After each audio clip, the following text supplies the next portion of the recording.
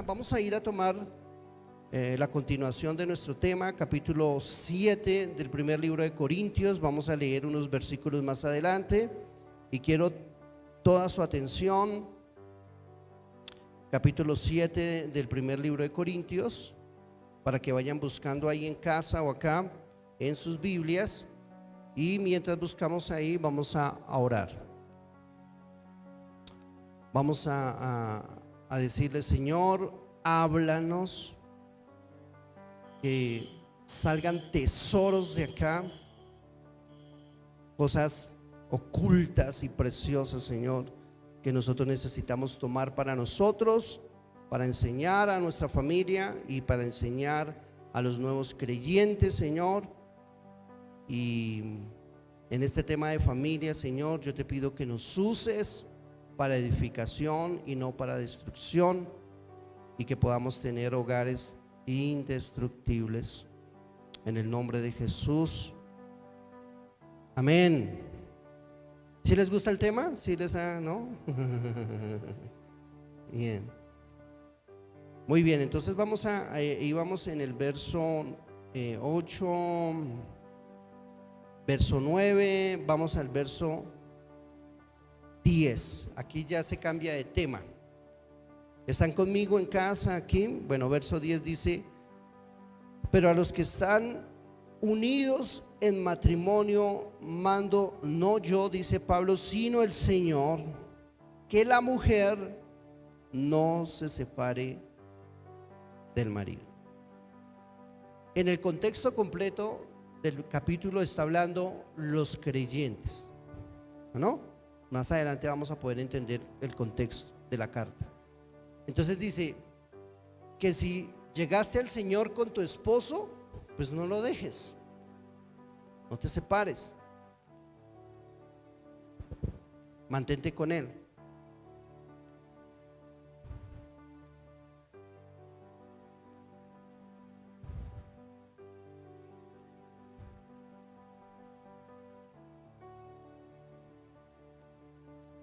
El verso 11 dice: y si se separa, quédese sin casar o reconcíliese con su marido, y que el marido no abandone a su mujer. Impresionante eso. Cuando hay problemas, cuando hay dificultades,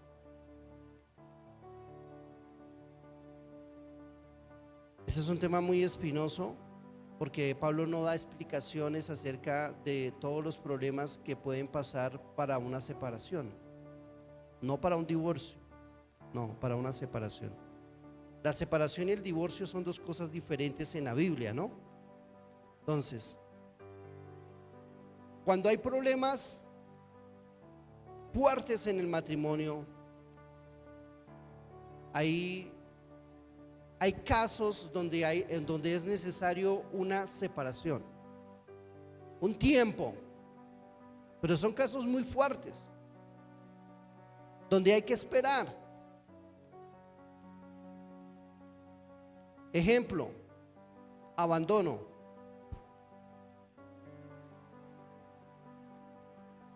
Maltrato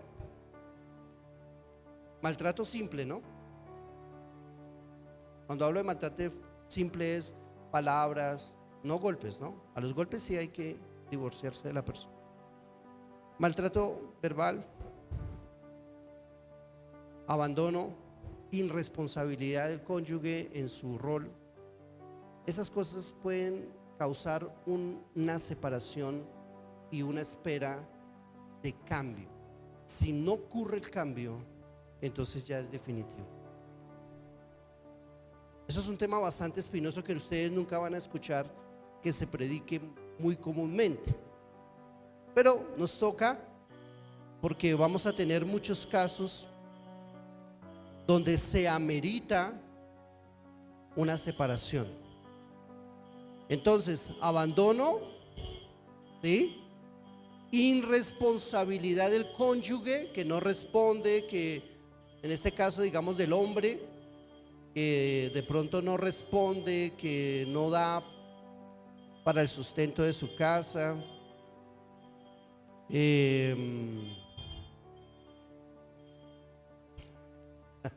Se hace sentir, ¿no? Se hace sentir. ¿Qué otras cosas ustedes creen que amerita una separación? Un tiempo. ¿Sí? Esas cosas no son muy, no se predican, pero miren que sí es necesario. A veces cuando la persona es inestable emocionalmente, que un día te dice sí, otro día te dice no, otro día te dice que como que sí va a seguir contigo, pero que no sabe. Dale un tiempo, no te, o sea, ese tipo de inmadurez es mejor que madure, ¿sí? Y ahí miramos si la persona va a tener cambios o no, etcétera, ¿sí? Cuando te humillan, cuando colocan a alguien por encima, cuando colocan a algún familiar, a la mamá por encima de ti, y estás viviendo con esa persona, si no hay un cambio, toma distancia por un tiempo a ver si reacciona. Y si sigue siendo el familiar o la mamá o el papá mayor, más importante que tú, no sigas ahí, porque eso no va para ningún lado. Tú siempre vas a ser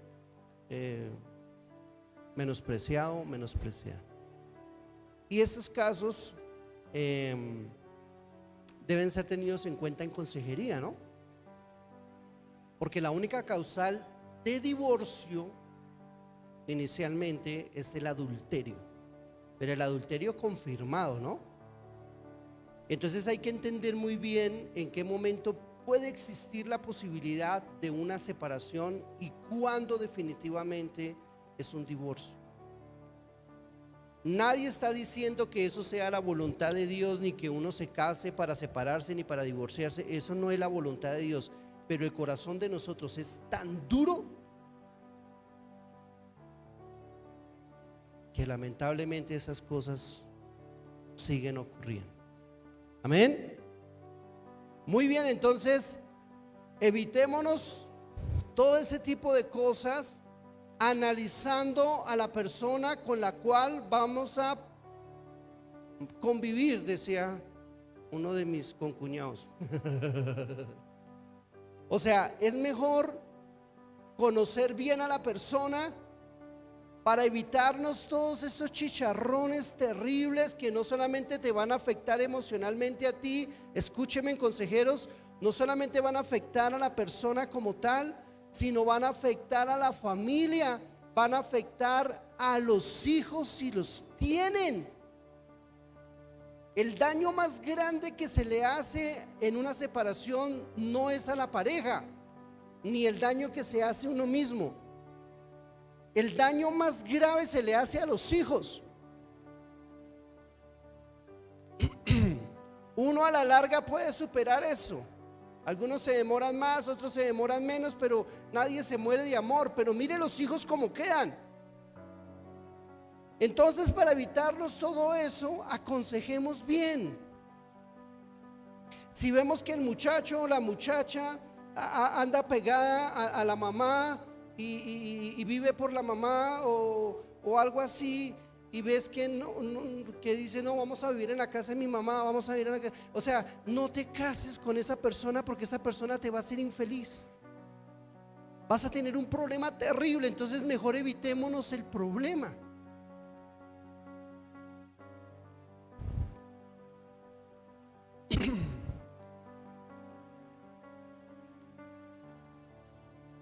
Cuando tú ves que la persona es soberbia y que te trata déspotamente, ¿para qué te vas a meter ahí? ¿Usted cree que la persona va a cambiar sola? Eso no va a pasar nunca. O si tú ves que la niña es coqueta o el muchacho es así como picaflor, ¿usted cree que él va a cambiar? Yo a veces les pregunto y me dicen, no, pastor, es que Dios cambia a la gente, pero ni siquiera viene a la iglesia. ¿Cuándo lo va a cambiar? No, yo sé que ella va a cambiar, yo sé que ella cuando ya nos casemos, ella va a dejar de mirar a otros hombres y va a dejar de estar coqueteando, y que eso es un riesgo muy alto. Yo preferiría no correr ese riesgo. Entonces, para evitarnos las separaciones o trágicamente un divorcio, ¿por qué mejor no evitamos esa separación y ese divorcio antes de casarnos? ¿Por qué no analizamos bien qué es lo que vamos a hacer? ¿Por qué no aconsejamos bien a nuestros hijos? ¿Por qué no le decimos, usted sabe cuál es la palabra preferida en el altar familiar para mi hija y para mi hijo? Guarda tu corazón sobre toda cosa guardada, porque el día que lo inclines, por ahí te vas.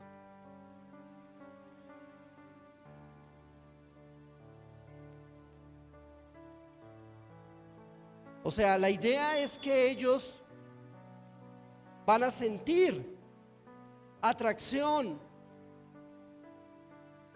se van a enamorar,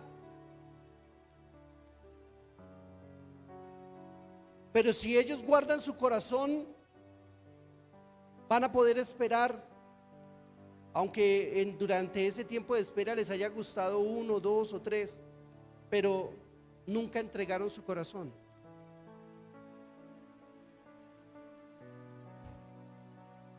Y solamente lo van a entregar a la persona adecuada. Y entonces posiblemente nos vamos a evitar todo este tipo de cosas.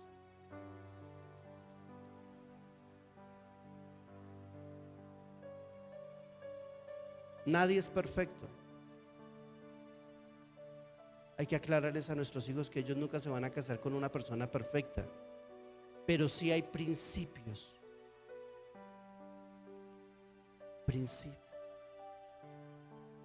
¿Están entendiendo?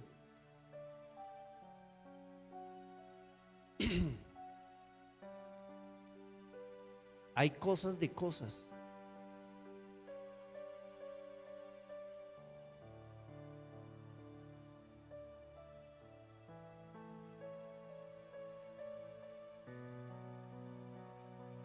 Muy bien, entonces deberíamos abordar este tema con más tiempo.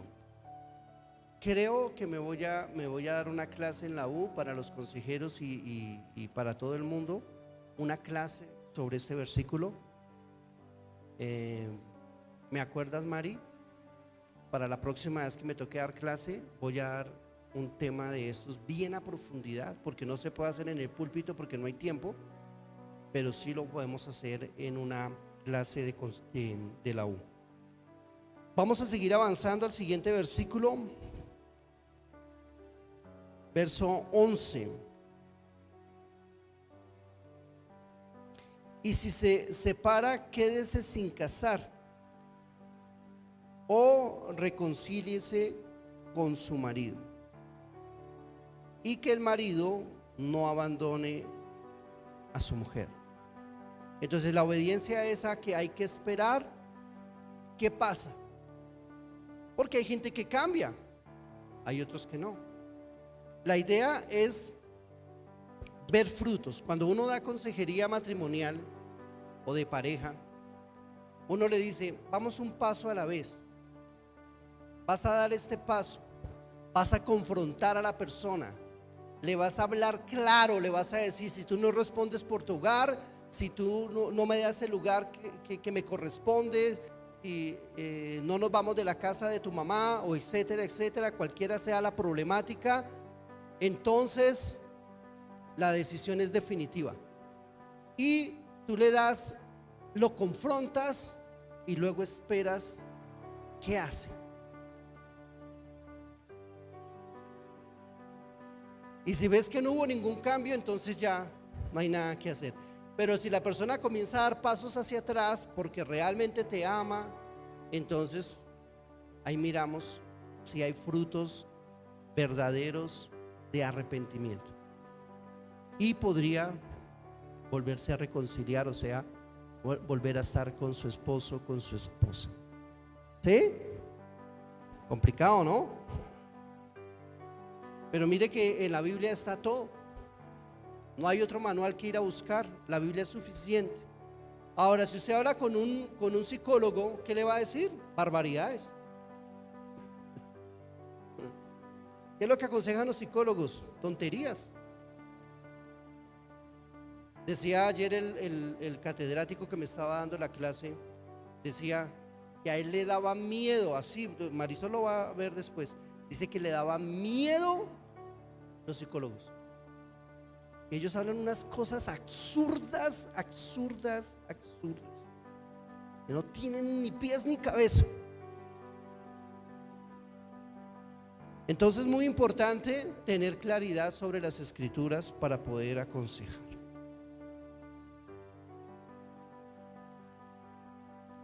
Dejamos ahí, ¿qué hora son? Muy bien, vamos a avanzar al siguiente versículo. Y a los demás digo yo, no el Señor, si algún hermano, está hablando a la iglesia, tiene mujer que no sea creyente y ella consiente el vivir con él, no la abandone. Y si una mujer tiene marido que no sea creyente y él consiente el vivir con ella, no lo abandone. Porque el marido incrédulo es santificado en la mujer y la mujer incrédula en el marido. Pues de otra manera vuestros hijos serían inmundos, mientras que ahora son santos. Muy bien, entonces dice, si tú llegaste al Señor y tu esposo no es cristiano y él no te impide ir a la iglesia, no te prohíbe, no lo abandones. Bueno, si tiene otras problemáticas de abuso, no, eso es diferente. Estamos hablando específicamente de este punto. ¿Qué dice? Que si no te impide, no lo abandones. Y lo mismo si es la mujer, no lo abandone. ¿Por qué? Porque puede Dios hacer algo con tus oraciones. Y nuestros hijos vienen a ser santificados por el hombre o por la mujer creyente. ¿Qué quiere decir santificados? Apartados para Dios. Di conmigo, apartados para Dios. Entonces cuando tú estás ahí en la iglesia y estás viniendo y tú dices, ay, yo soy la única que me congrego, la única que oro, la única que eso, sí, pero tus hijos están bajo protección. O sea, tampoco es en vano. Tanto su merced como tus hijos están bajo protección. Lo mismo si es el varón el que viene a la iglesia, la esposa no, pero tus hijos están siendo guardados, apartados para un propósito. La palabra santificado significa apartados para. Entonces tampoco es en vano. No puedes decir, yo voy a la iglesia pero yo no veo nada, pero Dios ha puesto sus ojos sobre tus hijos y Dios va a hacer cosas grandes con ellos. ¿Cuántos dicen amén?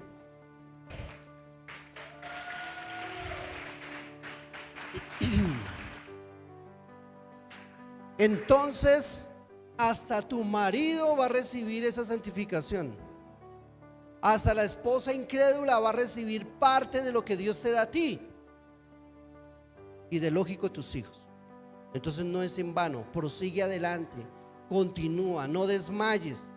Dice, pastor, pero él no se convierte. Bueno, pero mientras no te impida, entonces lucha por tus hijos, cúbrelos, que nunca estén descubiertos. Amén. Muy bien. Ahora,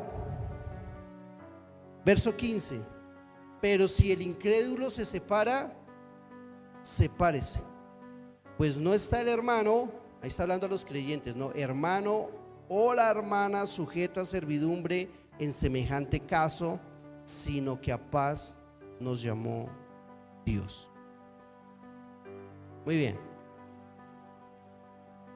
Casos donde dice, yo no voy a la iglesia porque mi esposo me lo prohíbe. Ahí no hay ninguna decisión que tomar. Ahí hay que, chao. Amarás al Señor tu Dios sobre todas las cosas, y eso incluye a tu esposo o a tu esposa. Cualquiera que te impida buscar a Dios, venir a la iglesia, chao el amigo. Eso ni siquiera hay que pensarlo.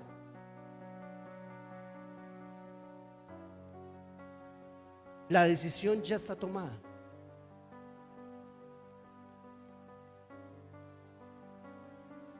El primer mandamiento dice: amarás al Señor tu Dios con toda tu mente, con todas tus fuerzas, sobre todo lo demás.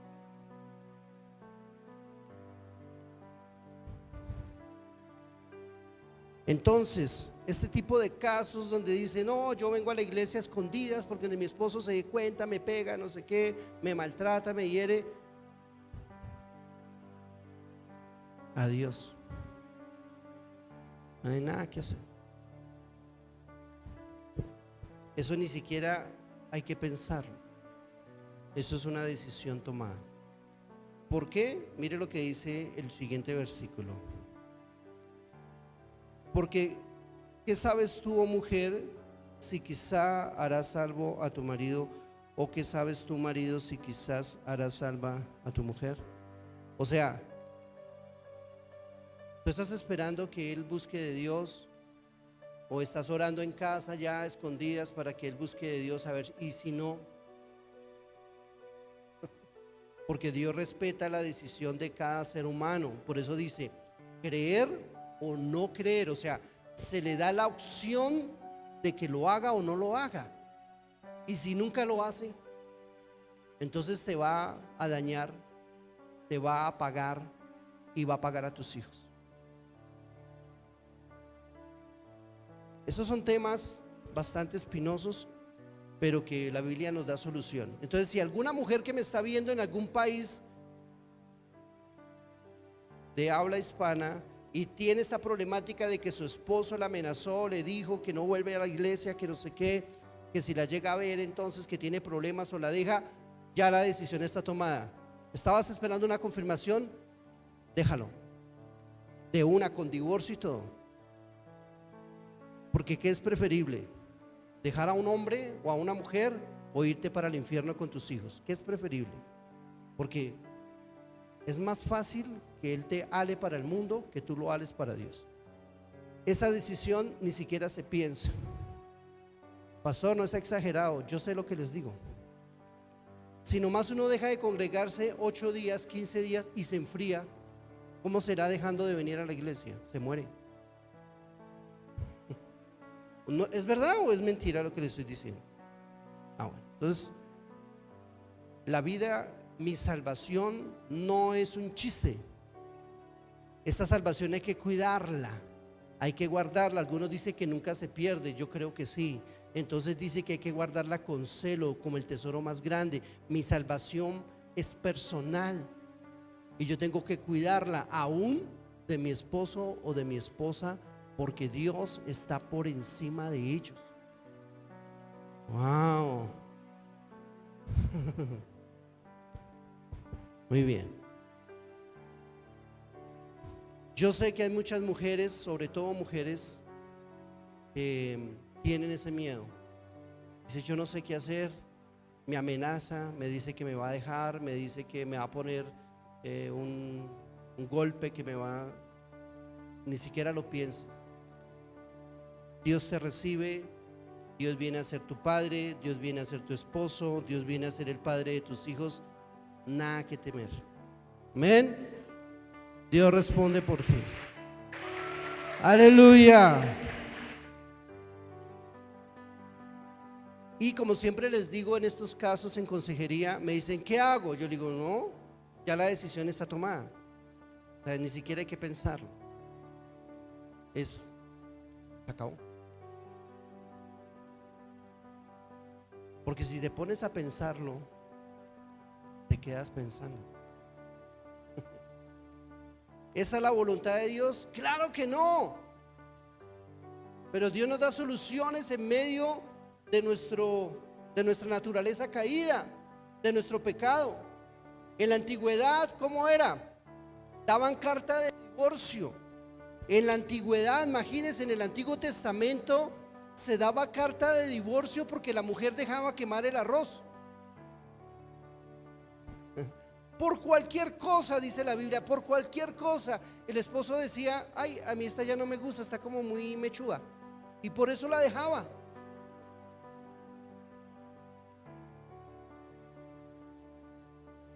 Y para evitar que la muchacha fuera a caer en adulterio con otro hombre, entonces se le daba carta de divorcio para que quedara libre de rehacer un nuevo hogar.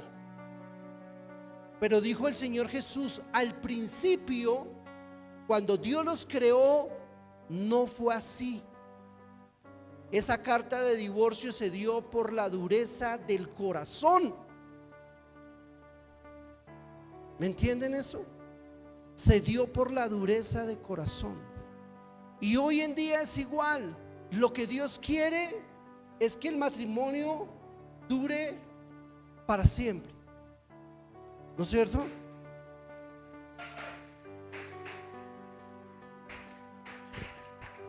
Pero por la dureza del corazón de nosotros los hombres y mujeres, hay alternativas que no es lo ideal,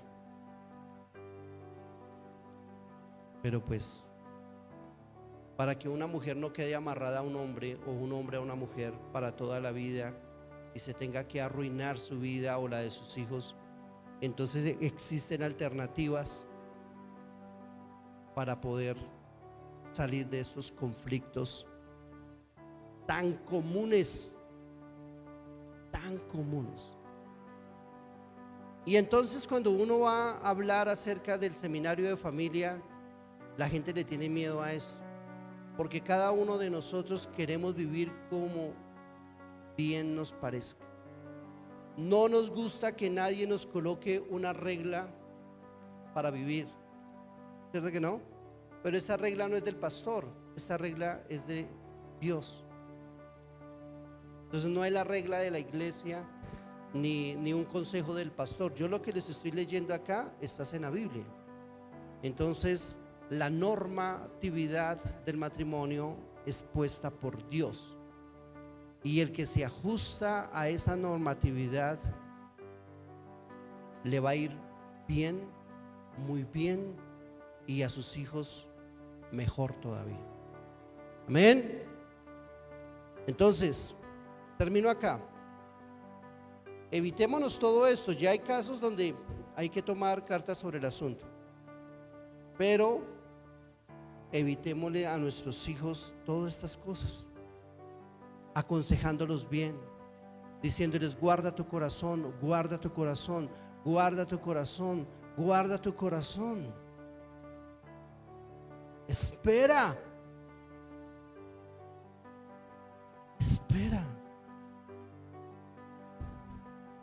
Todo bajo el cielo tiene su hora, tiene su tiempo. ¿Sí sabían eso? Hay tiempo de nacer, hay tiempo de morir, tiempo de sembrar, tiempo de cosechar, tiempo de casarse. Todo tiene su tiempo. Lo que pasa es que no nos gusta esperar el tiempo, y por ese tipo de aceleres es que vienen los problemas más terribles. Entonces, aconsejemos bien a nuestros hijos. Guarda tu corazón, de él mana la vida.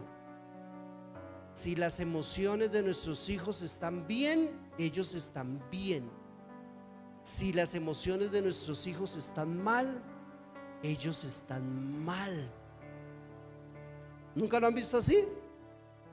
¿Se han dado cuenta cuando una niña ha sido herida, ha sido traicionada, que se pone a llorar, que entra en depresión, que le pasa y ya no quiere nada en la vida, ya no quiere estudiar, ya no le ve sentido a nada? ¿Por qué? Porque no guardó su corazón.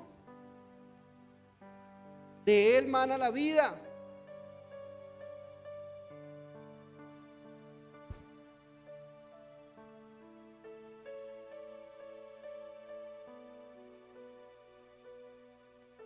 Levanta tu mano y dile: Señor, sabiduría, sabiduría más que el oro y la plata, sabiduría más que las riquezas, sabiduría de lo alto,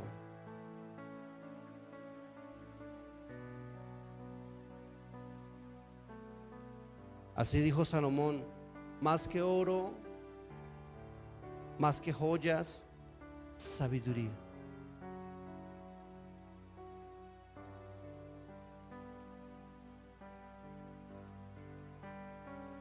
Di conmigo: sabiduría.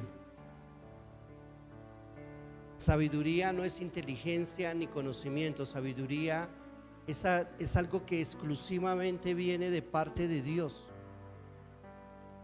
Sabiduría de Dios, revelación de Dios. Es lo que necesitamos para hacer mella en esa sociedad que se está destruyendo a pedazos, sin valores, sin principios, sin freno. Sabiduría, inteligencia de Dios. ¿Cuántos quieren esa sabiduría? Pídala a Dios, que Él la dará sin reserva. ¿No es cierto que así dice la Biblia? Dice: el que esté falto de sabiduría, pídala a Dios. A Dios, dile: Señor, dame sabiduría, y Dios se la dará sin reserva. ¿Qué pidió Salomón antes que el dinero? Él dijo: Señor, dame sabiduría para gobernar tu pueblo tan grande. Y Dios le dio sabiduría y le dio riquezas. Pide sabiduría y Dios te dará sabiduría. Amén.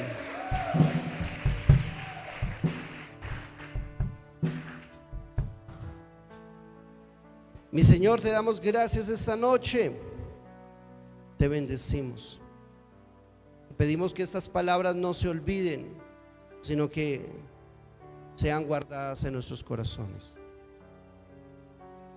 sean escritas en las tablas de nuestro corazón. Te lo pedimos en el nombre de Jesús. Nunca se nos olvide.